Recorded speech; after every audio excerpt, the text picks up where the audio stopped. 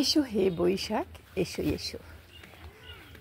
বৈশাখ মাসের জন্য, দিনের জন্য অপেক্ষা করছি। পহেলা বৈশাখ সুন্দর করে সেজেছি, আজকে শাড়ি পরেছি, তারপর অনেক কিছু কেনাকাটা করেছি, সেটা আপনাদের দেখাইনি। তবে চলে আসলাম ছাদে। প্রচুর রোদ্র এসেছে, কিন্তু কি করব, রোদ্রের মধ্যেই আপনাদের সাথে কথা বলতে চলে আসলাম। আমি অনেক সুন্দর একটা শাড়ি পরেছি, দেখুন, অনেক সুন্দর জামদানি শাড়ি। সেটা আমার সাহেবের অনেক পছন্দ। তারপর আপনাদের সাথে অনেক কথাই বলতে চলে আসলাম। কারণ আমি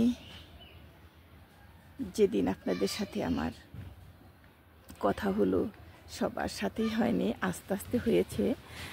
তখন থেকেই আপনাদের আমি পরিবার মনে করি, একটা যে নিজের লোক মনে করি। সব কিছু আপনাদের সাথে শেয়ার করা যায়, সব কিছু আপনাদের কাছে বলা যায়, যে ভালো লাগে, শান্তি লাগে।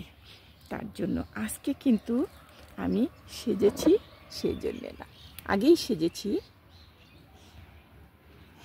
এটা হলো পহেলা বৈশাখের জন্য। তারপর দেখুন কত সুন্দর ফুল ফুটেছে। আমাদের কবি কত সুন্দর করে লিখেছে, ফুল দিয়ে কত গান, কত কবিতা, অনেক কিছুই আমাদের উপহার দিয়ে গেছে। এটা আমি যখন, আমার বই পড়ার অভ্যাস, আমি নজরুলের বইও পড়ি, রবীন্দ্রনাথের বইও পড়ি, কিন্তু রবীন্দ্রনাথের গানগুলো এত সুন্দর।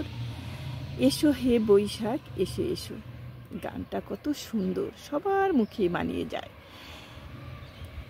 তারপর আপনারা আমাকে অনেক ভালোবাসেন, অনেক কমেন্ট করে অনেক কথাই বলেন। আপুরা ভাইয়ারা, আপনাদের জন্যে আমি ওখানে টিকে আছি।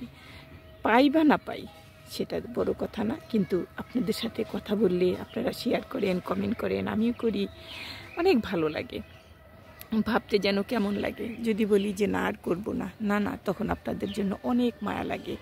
অনেকের সাথে এমনভাবে আমি জড়িয়ে গেছি, এমনভাবে আমার বন্ডিং হয়েছে, তারা মনে হয় আমার আত্মার সাথে মিশে গেছে। তাদের কমেন্ট যখন পড়ি তখন মনে আমার চোখে পানি এসে যায়। আপু কেমন আছো?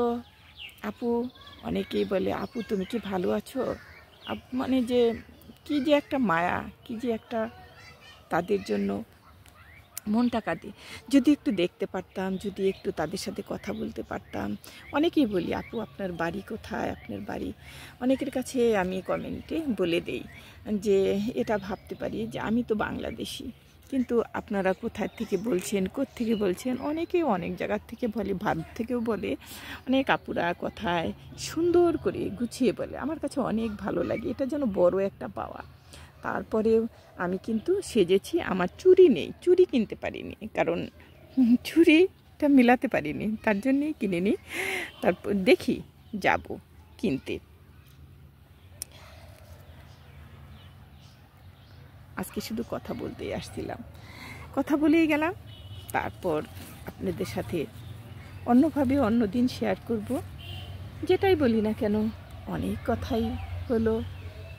আমার যখন ছোট্ট একটা গল্প বলি, যখন আমার বাচ্চারা ছোট আর কি, একদম ছোট, এই 4-5 বছর, তখন ওদের বলেছিলাম যে আমি এখানে গেট করব, সেটা ভালো হবে না? বলছে আচ্ছা, ছোট্ট করে সেই কথাগুলো মনে পড়ে।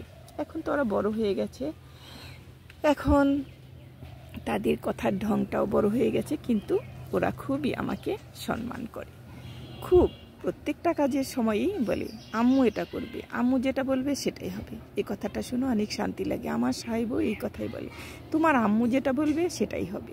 এত প্রাধান্য আমাকে দিয়েছে সে, তার কথা বলে শেষ করা যাবে না।